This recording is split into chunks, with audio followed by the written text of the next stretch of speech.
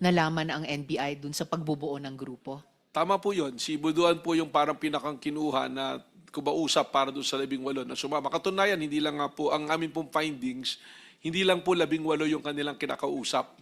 26 po dapat yan eh. 24, may 6 pa po. Kung makita nyo po, may mga lumabas doon sa social media na aming ang nilabas, may kinakausap na additional na 6 para magiging 24.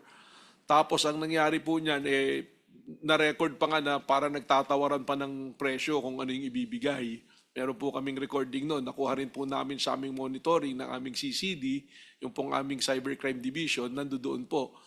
Meron din po mga report na pumasok sa amin na malalayong lugar, mga taga Isabela, taga Tugigaraw, pinupuntahan pa ni Attorney Balikod para kumbinsihin.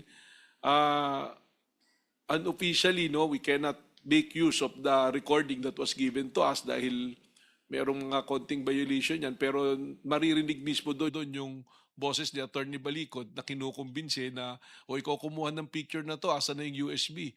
Sinasabi ng tao, ayoko nang makialam eh, nananahimik na ako yung pamilya ko. At pag mapapansin po ninyo, itong 18, these are the individuals na wala pong trabaho. Kasi doon sa 100, pag inyo pong i-check, i-validate, some of them, probably more than 10 of them, ay still in active service.